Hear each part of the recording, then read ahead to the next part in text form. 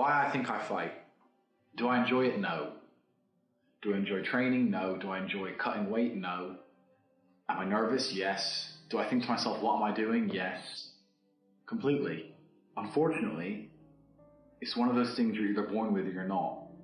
And the only way I can explain it, to try and make it make any sense, is that if I'm not doing something which is either extremely difficult or extremely stressful, I'm in a perpetual state of crippling boredom. I can't explain it. I see other people live their lives and they're like, oh, I can't wait for the weekend because I want to watch this movie. I think, who cares about a movie? You're looking forward to the weekend for a movie? Looking forward to the weekend to get drunk? Like, these things to me are so mundane.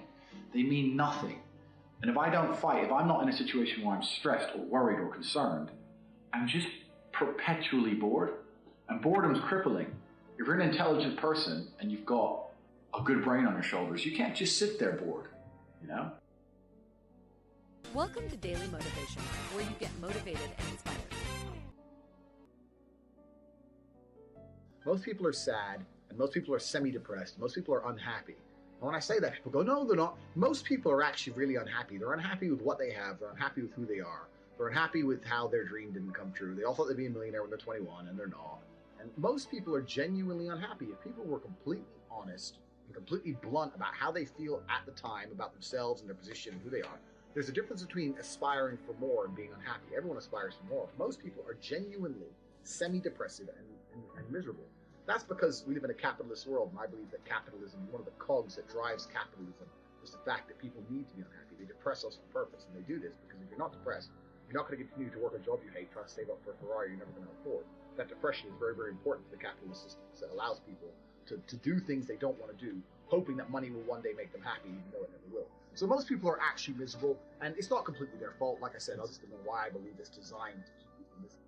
But the people I know who are not miserable, the people I know who are not unhappy, who are genuinely happy with who they are and themselves and what they have and what they've achieved, are all super arrogant. Because I say this, people come to me and go, you're arrogant, bro, you're arrogant. And when I read that, I think, yeah, I am arrogant. I'm arrogant because I'm a 4-time kickboxing world champion. I came from absolutely nothing. I grew up in a single-parent household in social housing. I'm now a multi-millionaire, a decimillionaire, a kickboxing world champion. I'm retired for life at 30. My mother's retired for life. My brother's retired for life. Well, anyone I care about, I can just throw money at. I have $1 million worth of cars. I live anywhere in the world I want. I do anything I like. So yeah, I'm a little bit arrogant, but I'm arrogant because I've earned all of this, and I'm happy with who I am, and I'm happy to sit down and tell everyone that I'm the fucking man. If a man isn't free to say what he thinks in the way he wants to say it, if political correctness or hate speech or whatever, if a man can't even express himself the way he thinks it, is he free? And what they do first is they restrict your speech, because if they restrict your speech, then they can start to restrict your thoughts. If you're not allowed to ever say it, then you're probably not going to think it so often. This is why it's done on purpose. So I don't think that society is very free at all. And I think that in regards to keeping our employment, keeping our money coming in, making sure we don't lose our social medias, every single person has to censor themselves to some degree. Every single thing in life, even friendships are a value exchange. You think of who your best friend is, right?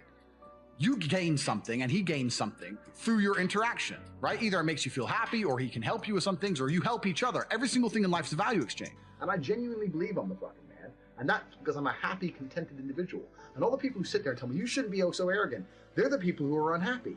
You shouldn't be arrogant. You should be like me, a meek, humble piece of shit. Well, I don't want to be like you because you're a fucking loser. So the crazy thing is this.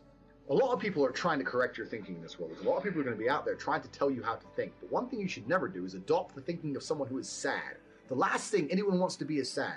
Do not adopt the thinking of someone who's semi-depressed and sad. I'm arrogant as fuck, but I'm also very happy. So if you're going to adopt my thinking, that might rub off on you. You might become a bit of an asshole, but you'll certainly be happier. Whereas these people out there going, don't do this, don't do that. These are the same people who have on their Twitter bio, anxiety and depression. Da-da-da. Do you want to think like them? Do you really want to live under that blanket of anxiety, depression, and unhappiness? Do you? Of course you don't. So don't listen to these morons. There's two very simple choices in my experience in the world. You have people who are arrogant and happy, because when you are happy, it's very natural. All of a sudden, when you're genuinely happy inside yourself, it's very, very natural for you to look in the mirror and think, I'm the fucking man. Or I'm the fucking woman, whatever. It's gonna happen. There's no other output for happiness besides absolute self-love. Heartbreak, depression, sadness. These are all fantastic motivators. I'm telling you why they're a fantastic motivator. You go to a guy who's heartbroken, he has all the motivation in the world to send 300 text messages. Life's gonna hurt you, and how you use that pain is completely and utterly up to you.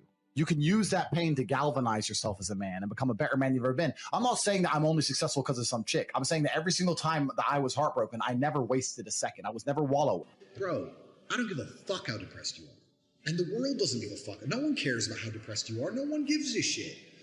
I don't understand why people who are sad or depressed are so desperate to convince happy people like me that their life and their mindset is correct and okay. It's okay to be sad because I'm a fucking loser, and you don't understand it's okay because I'm a fucking loser. Oh, all right, bro, chill, you're a loser. I agree, you're a loser, son. You're a loser. Convincing me you're a loser is not going to make you any less of a fucking loser. The only thing that's going to make you less of a loser is if you try and sit there and go, you know what, this Tate guy's right. He's got a whole bunch of shit I ain't got. Maybe I should start thinking like him. If depression is crippling you so badly, why are you defending it? Why are you so desperate for depression to be real? Why are you so desperate to convince me it's okay that your mind is fucked up? Why are you trying to change the thoughts of a happy person? I don't want to think like you. You're fucking miserable. I'm happy, so why are you trying to make me think like you? You fucking dumbass. I'm a happy guy, and the reason I'm happy is because I understand gratitude. You motherfuckers who aren't happy need to learn to be grateful. You need to understand gratefulness. Let me explain something to you. Whether you're happy or you're sad right now, let me explain something to you that's absolute fact. Somewhere on this planet, there is someone who is your age, may look a bit like you, who was just given some bad fucking news. Either they were just given a cancer diagnosis and given 2 weeks to live, or the police just knocked on the door and said, your family's dead.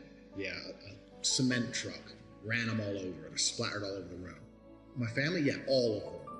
I guarantee a bomb in Syria or a chemical attack in Yemen. There's someone your age who just got given some bad fucking news. And if you were to sit there and explain to them your problems, they would swap lives with you in a heartbeat. And this is what most of you motherfuckers don't understand. You're not grateful for what you have because you don't understand and don't anticipate that there's someone out there who would do anything to have what you have. I'm not even talking about me with my Lambo and my beautiful women and all my shit. I'm talking about just a normal, safe life. There are people who would do anything to trade with you. And if you were to sit there and try and explain to them all your problems, yeah, but you don't want to, I'm depressed and I have no girlfriend and it's hard to make money and my life's hard, and you were to tell them all your stupid reasons that you don't like your life, they'd sit there and listen to them all and go, okay, yeah, no problem, let's swap. And they'd sign on the dotted line because they understand what real problems are. So most smart people take the academic route to avoid boredom. They learn, but that's never really interested me either. Although I've always been an intelligent guy and I've always done well academically, it never really interested me.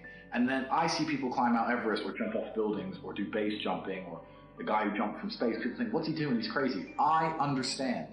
Because some people can't live normal lives. Some people cannot just function 9 to 5 office job, get drunk at the weekends. That is not for some individuals, and it's not for me. So I have to find something which keeps me physically tired enough to stop me going AWOL. I'm mentally tired enough, and I've chosen fighting, because without this, when I'm not in training, I wake up every day and think, okay, what am I going to do today? It's 9 a.m. on a Tuesday, I'm bored, everyone's at work, I'm bored, and I'll end up doing something crazy. I'll either end up drunk, or on the Eurostar, or, you know, it's just a random lifestyle, because I'm constantly looking for never-ending entertainment, and it doesn't exist. I think the only thing that could stop me fighting is if I had enough money to constantly entertain myself. Unless I'm a billionaire, I need something that keeps me focused and keeps me occupied in life. With fighting, I have to train twice a day, and I have to train hard, and the stress it brings in every aspect can replace fun, and my mind is occupied. It occupies me. It's the only way I can try and explain it. It occupies me, and I could never stop doing this even if I lost 100 fights, because I'm not built to live a normal existence. I can't do it. I couldn't just have a kid with some girl and sit at home and work a little bit and relax. I've never relaxed my entire life. I don't know what relaxing is. It's just not me. Thanks for listening to this podcast episode.